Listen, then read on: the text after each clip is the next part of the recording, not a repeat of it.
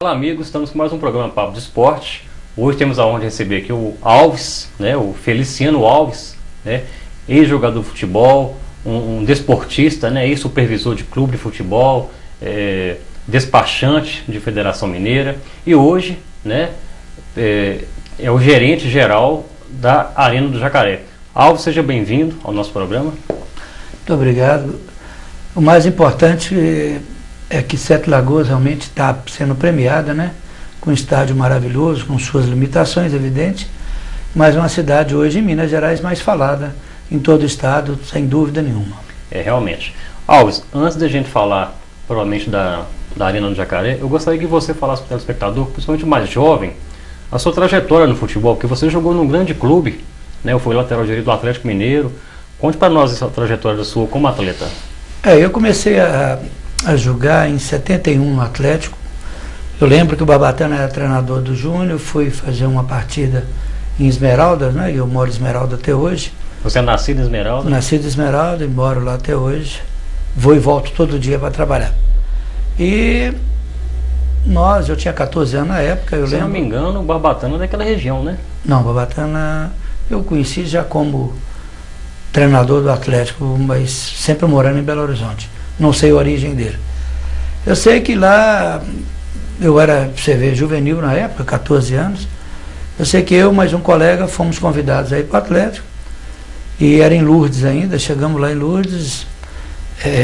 No primeiro treino eu já tinha feito 2 gols, que eu era volante. O meu colega a mesma coisa, e começou minha trajetória no Atlético. Nesse mesmo ano, no final do ano, nós começou a inaugurar a Vila Olímpica, nós fomos para a Vila Olímpica, e minha trajetória foi 10 anos no Atlético.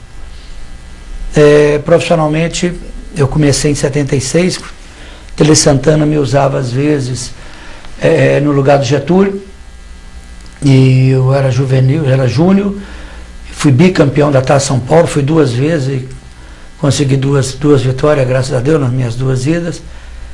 E eu lembro que naquele jogo da semifinal Atlético e Inter, onde, lá em Porto Alegre, não tinha lateral, eu fui para marcar o Lula, o Dario, o Falcão, Figueiredo, era um timaço, e nosso time tinha Cafuringa, tinha Vantuil, e eu lembro que eu fui para a decisão, perdemos de 2-1, numa tabela de cabeça, e Batista fez um gol fora da área.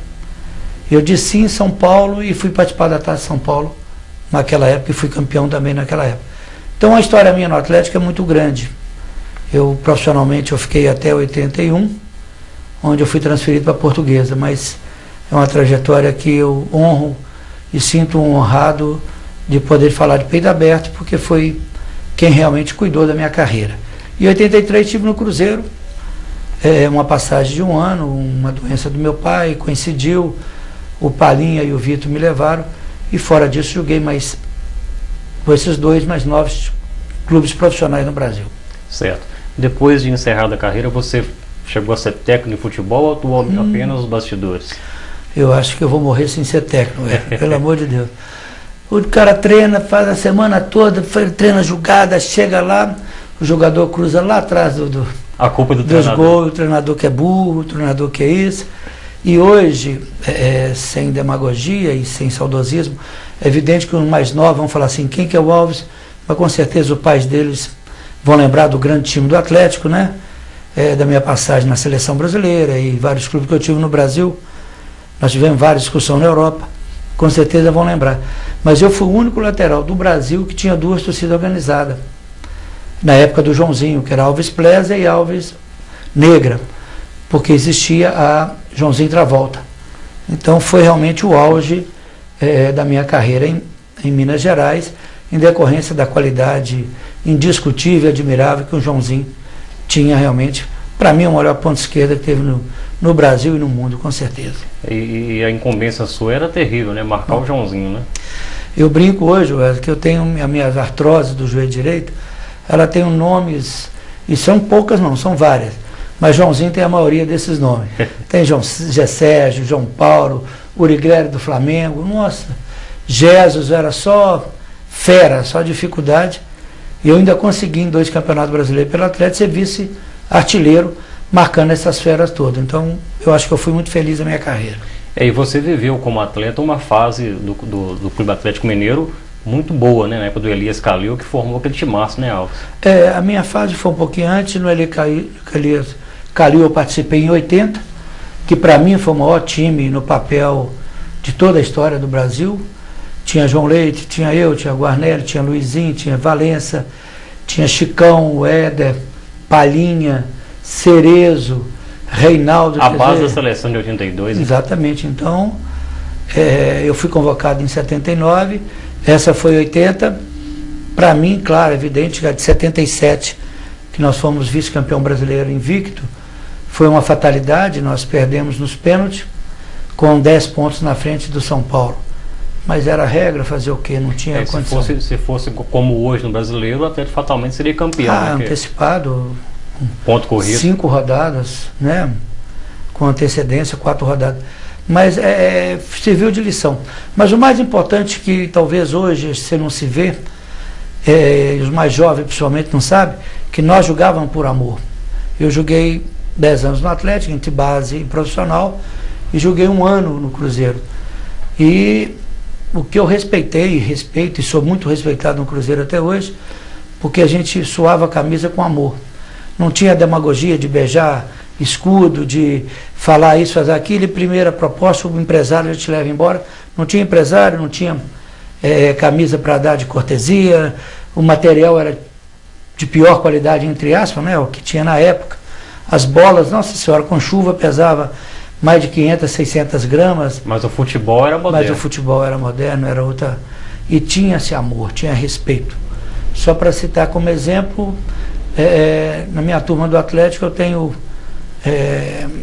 reciprocidade, que eu sou padrinho de 5 ou 6 e 3 ou 4 são padrinhos de casamento, e a gente tem uma relação até hoje de respeito e amizade.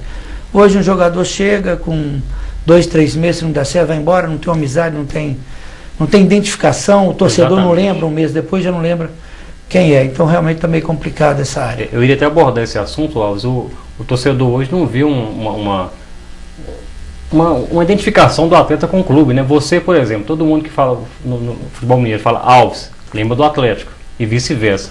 Lembra né? Então, hoje não tem isso mais, né, Alves? Não tem. Aqui, eu acho, e se eu estiver mentindo ou se eu estiver esquecendo alguma coisa, mas com 54, talvez faça dezembro 55 anos, em qualquer lugar que eu vou, em qualquer roda que a gente vai, onde tem pessoas mais maduras, consequentemente jamais esqueceram ou vão esquecer aquela estrutura de 77, 80 e poucos, onde o Atlético realmente teve uma seleção a nível nacional respeitável. O que não é admissível hoje eu vou fazer 55 anos em dezembro, eu ser relembrado até hoje como um dos grandes laterais. Olha a lacuna e a distância que se tem de você não lembrar praticamente. Depois de mim teve o Nelinho, uma fase muito boa, mas o Nelinho sempre é lembrado mais no Cruzeiro. Mas a fase de Joãozinho, de Alves Negro, de Alves Presley, de até uma seleção, até hoje nós não tivemos um lateral que tenha uma lembrança enorme que o atleticano possa guardar. Isso realmente deixa a gente ao mesmo tempo muito satisfeito, o ego satisfeito, né, pelo tempo que já passou, de um Éder que trabalha comigo lá na Dengue, ser relembrado até hoje como grandes jogadores.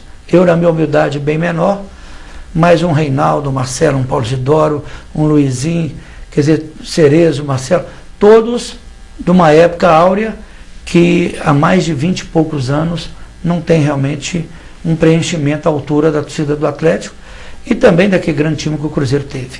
Realmente, se for fazer uma enquete com o torcedor, não vai lembrar de nenhum lateral direito assim rapidamente como lembra de Nelinho, como lembra de você. Bem colocado o seu pensamento. Ô Alves, após o término da sua carreira como atleta, eu sei que você atua no futebol, né? Eu pelo Democrata acompanhei você até no próprio Democrata, na época do Renato Moura Ricardo, um empresário, né, que investiu bastante na básica do Democrata. E depois ele ficou rico, né? Ele soube trabalhar, né? Muito bom duro, viu, Renato? Uma pessoa maravilhosa. Realmente. Eu lembro que já te vi, né, representando diversos clubes de Minas. O seu trabalho após o futebol, como é que foi? Olha, para você ver como é que eu parei de jogar bola. Eu estava no Náutico de Recife e nós jogamos num sábado, domingo era folga, e eu morava à beira-mar, na Praia da Boa Viagem, e minha esposa e eu já tinha 2 filhos. Vamos descer para descansar, fomos à praia e ao retornarmos, tinha acontecido, nunca aconteceu isso, tinha acontecido um assalto, entraram no nosso apartamento e roubaram muita coisa da gente, e a minha esposa ficou muito sentida e a partir daí ela praticamente me obrigou a parar de jogar bola. Então eu parei em 89, voltei ao Atlético. Chegando no Atlético, encontrei com o Ziza num jogo, eu, Heleno e o Ziza, Valadares, e fomos convidados para trabalhar na base. Aí começou a minha escala como... Fiquei 6 anos no Atlético na base, fui coordenador da base. 6 anos. Vários desses atletas que estão jogando até hoje passaram na nossa mão. E o Atlético teve uma fase de áurea muito grande na base. Foram vários títulos e vários jogadores para a seleção brasileira. Depois eu saí, fiquei no América, fiz um bom trabalho no América também, como coordenador da base. E existe muita trairagem nessa área e a gente vai ficando cansado. A partir daí eu fui para a Secretaria de Esporte e, emprestado ao Mineirão, comecei a aprender a mexer com gramado. E hoje eu sou um especialista em gramado em Minas Gerais, né? Com relação a esse assunto do gramado, eu quero abordar bastante com você, mas nós vamos abordar no segundo bloco, porque o primeiro bloco está estourando. E a gente tem muita coisa para falar, não só sobre o gramado, mas sobre a questão da Arena do Jacaré. A gente vai falar no segundo bloco. Perfeito. Telespectador, voltamos já com o segundo bloco do programa Papo de Esporte.